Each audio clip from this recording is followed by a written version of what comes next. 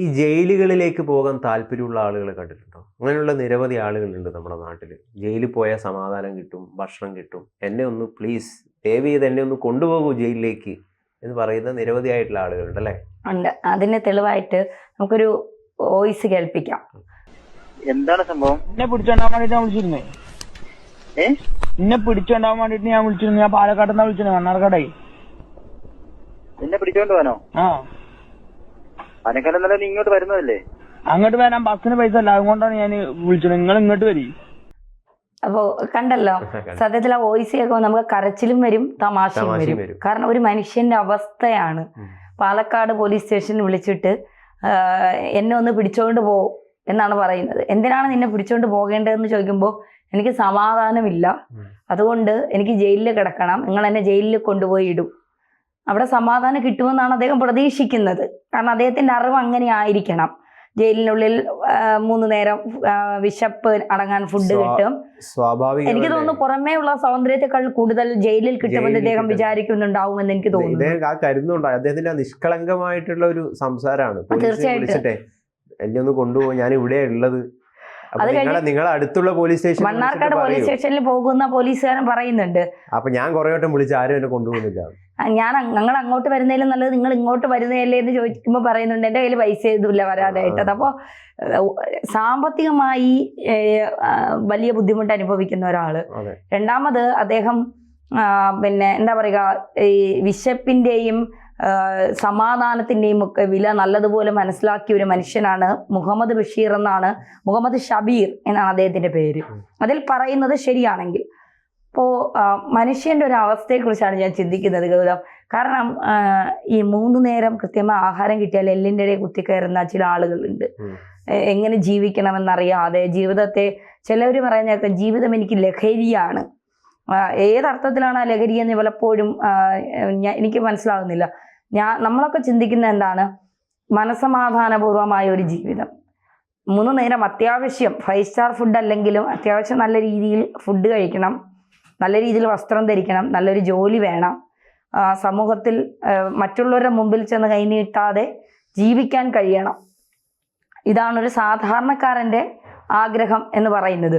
അതുപോലും ചെയ്യാൻ കഴിയാത്ത നിരവധി ആളുകൾ നമുക്കിടയിൽ ഉണ്ട് എന്നാണ് ഈ ഒരു വോയിസിലൂടെ നമുക്ക് മനസ്സിലാക്കാൻ സാധിക്കുന്നത്. സർക്കാർ സംവിധാനങ്ങളുടെ ഒരു പരാജയമാണ് അയാളുടെ ശബ്ദത്തിലൂടെ നമുക്ക് തിരിച്ചറിയാൻ വേണ്ടിയിട്ട് സാധിക്കുന്നത്. കാരണം അദ്ദേഹത്തിന് കൃത്യമായി ഭക്ഷണം എത്തിച്ചു കൊടുക്കാനോ അല്ലെങ്കിൽ മറ്റു രീതിയിലുള്ളൊരു സുരക്ഷ ഏർപ്പെടുത്താനോ ഒരു പക്ഷേ നമ്മുടെ നാട്ടിലുള്ള മറ്റ് സംവിധാനങ്ങൾക്ക് സാധിക്കുന്നില്ല എന്നതിൻ്റെ ചിന്തയാണല്ലോ ജയിലിൽ പോയി കിടന്നാരെങ്കിലും ഇനി കുറച്ച് സമാധാനവും കുറച്ച് ഭക്ഷണമൊക്കെ കിട്ടും എന്നുള്ളത്.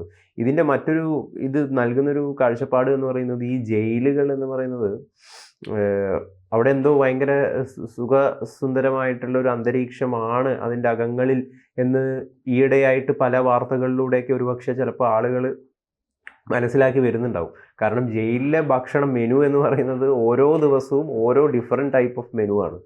ഗോവിന്ദചാമിയെ പോലുള്ള അല്ലെങ്കിൽ അദ്ദേഹത്തിനെ പോലുള്ള മറ്റ് പല ക്രിമിനൽസും അതിൻ്റെ അകത്ത് കയറിയിട്ട് പിന്നീട് പുറത്തു വരുന്നതൊക്കെ ഏത് രീതിയിലാണ്, അവരുടെ വേഷത്തിലും അല്ലെങ്കിൽ അവരുടെ രൂപത്തിലൊക്കെ എന്തുമാത്രം മാറ്റമാണ് സംഭവിച്ചിരിക്കുന്നതെന്നൊക്കെയാണ് നമ്മൾ നോക്കിയിരുന്ന അത്ഭുതത്തോടുകൂടി കാണാറുള്ളതാണ്. അപ്പോൾ ഈ ആ ഒരു സമയത്തൊക്കെ തന്നെ ഇത് വലിയ രീതിയിൽ അത്തരം കാര്യങ്ങൾ ചർച്ചയാവാറുണ്ട്. ജയിലിൽ പോയി കഴിഞ്ഞ് കഴിഞ്ഞാൽ തടി വെക്കും, ജയിലിൽ പോയി കഴിഞ്ഞ് കഴിഞ്ഞാൽ ഭയങ്കര സൗന്ദര്യം വർദ്ധിക്കും. കാരണം ഗോവിന്ദചാമി ജയിലിന്റെ അകത്ത് പോയിട്ട് തിരിച്ചു വരുമ്പോൾ ഭയങ്കര സൗന്ദര്യവാനായിട്ടാണ്.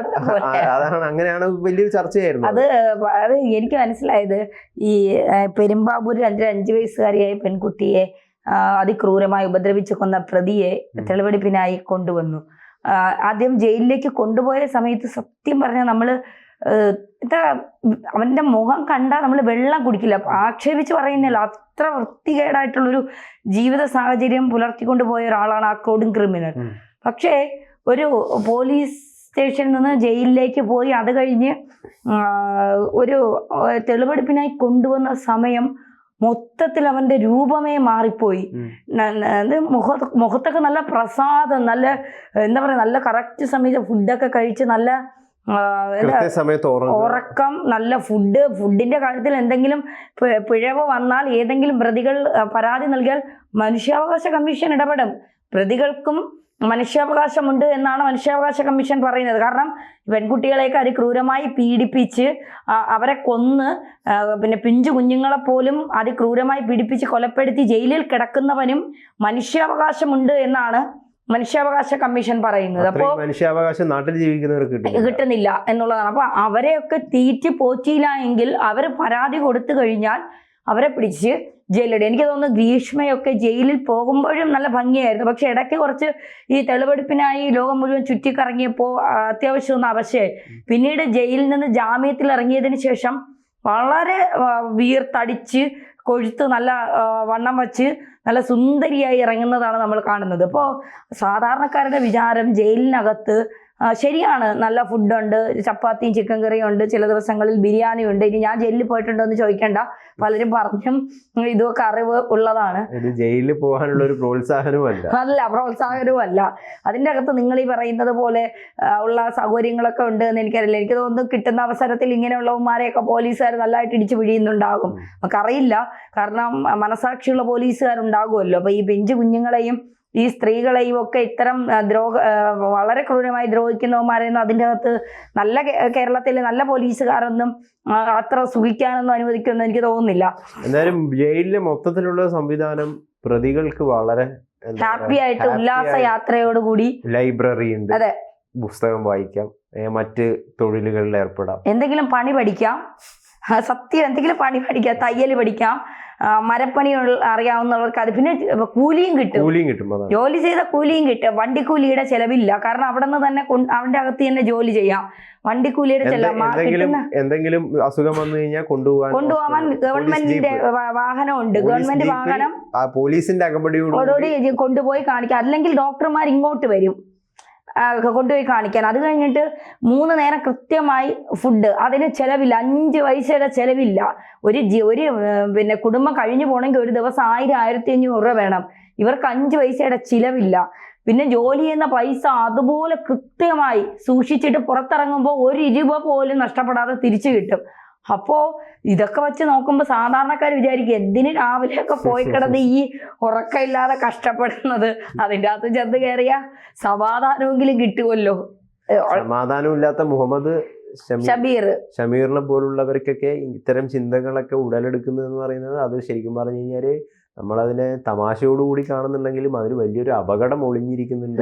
കാരണം ഇങ്ങനെയുള്ള ഇയാളൊക്കെ ഒരു സൈക്കോ ആയി തീർന്നിട്ട് ഇനിയിപ്പോ ഇയാളിപ്പം വിളിച്ചിട്ടും കൊണ്ടുപോകുന്നില്ല, എന്നാ പിന്നെ ആരെയും കൊന്നേക്കാന്ന് വിചാരിച്ചിട്ട് വെറുതെ ആരെയും കയറി തട്ടിയിട്ട് പോകാനുള്ള ഉദ്ദേശമൊക്കെ ആണെങ്കിൽ ഭയങ്കര അപകടമായിട്ടുള്ള സംഭവമാണല്ലോ അത്. ഇദ്ദേഹത്തിനൊരു കൗൺസിലിംഗ് ഒക്കെ കൊടുത്ത് എന്താണ് പ്രശ്നം എന്നൊക്കെ മനസ്സിലാക്കി. കാരണം പോലീസിന് വിശ്വാസമുള്ളത് കൊണ്ടല്ലേ ധൈര്യമായി ഒരു ഫ്രണ്ട്ലി പോലെയാണ്, ഒരു ഫ്രണ്ടിനോട് സംസാരിക്കുന്നത് പോലെയാണ് അദ്ദേഹം സംസാരിക്കുന്നത്. ജഗതിയുടെ ഒരു സിനിമയില്ലേ റോഡില് കിടന്ന് ജൂനിയർ ബാൻഡ്രാക്ക് എന്നെ ഇപ്പൊ കൊണ്ടുപോകണമെന്ന് പറഞ്ഞു. അതുപോലെ കൗൺസിലിംഗ് ഒക്കെ കൊടുത്ത് അദ്ദേഹത്തിന്റെ കാര്യങ്ങൾ എന്തൊക്കെയാണെന്ന് മനസ്സിലാക്കി അത് പരിഹരിക്കുന്നത് കുറച്ചുകൂടി നല്ലതായിരിക്കും എന്ന് തോന്നുന്നു. ഇതിപ്പോ അടുത്ത കാലത്ത് ഇറങ്ങിയ വോയിസ് ആണോ എന്ന് നമുക്കറിയില്ല. പക്ഷെ അടുത്ത കാലത്തല്ല, കുറച്ച് ദിവസങ്ങൾക്ക് മുമ്പേ ആണെങ്കിൽ കമന്റുകൾ എനിക്ക് തോന്നുന്നു ഇദ്ദേഹത്തിന് കൗൺസിലിംഗ് കൊടുക്കണം. ഇദ്ദേഹത്തെ നമ്മൾ അങ്ങനെ ജയിലിൽ കിടന്ന സമാധാനം കിട്ടുമോ, ആത്മഹത്യ ചെയ്യില്ല, അതിന് മനക്കെട്ടിയില്ല, പാവം ആരെയും ദ്രോഹിച്ചിട്ടില്ല, ജയിൽ എന്താണ് എന്ന് പാവത്തിന് അറിയത്തുമില്ല, സാധു എന്നാണ് ഒരാൾ പറയുന്നത്. അവനെ ഒന്ന് ശ്രദ്ധിക്കൂ, എന്തായാലും ആത്മഹത്യക്കൊന്നും ശ്രമിച്ചില്ലല്ലോ, പോലീസുകാരെ അവൻ്റെ വീട്ടിൽ പോയി എന്താ കാര്യമെന്ന് അന്വേഷിക്കൂ, ചിലപ്പോൾ ഒരു ജീവിതം രക്ഷപ്പെടും, മിക്കവാറും ഇങ്ങനെ ഒരു കോൾ ഞാനും ചെയ്യും, ഒരു സമാധാനവും ഇല്ല എന്നൊരാൾ. ഓൻ്റെ വിഷമം ഓന് മാത്രമേ അറിയൂ, പ്ലീസ് ഹെൽപ്പ്. ആളെ ഒന്ന് കണ്ടുപിടിച്ച് അദ്ദേഹത്തെ ഒന്ന് കേൾക്കൂ, ആവശ്യമുള്ള ചികിത്സയോ മറ്റെന്തെങ്കിലും ചെയ്തു കൊടുക്കൂ. കേട്ടിട്ട് തമാശയാണെന്ന് തോന്നുന്നില്ല, ഹി നീഡ്സ് ഹെൽപ്പ്. എല്ലാവരും പോസിറ്റീവായിട്ടാണ് ഇദ്ദേഹത്തിന് കൗൺസിലിംഗ് നൽകണം, ഇദ്ദേഹത്തെ സഹായിക്കണം എന്നൊക്കെ പറഞ്ഞാണ്. എന്തായാലും അതിലൊരു പരിഹാരം പോലീസുകാർ കണ്ടെത്തി കാണുമെന്ന് നമ്മളും പ്രതീക്ഷിക്കുന്നു.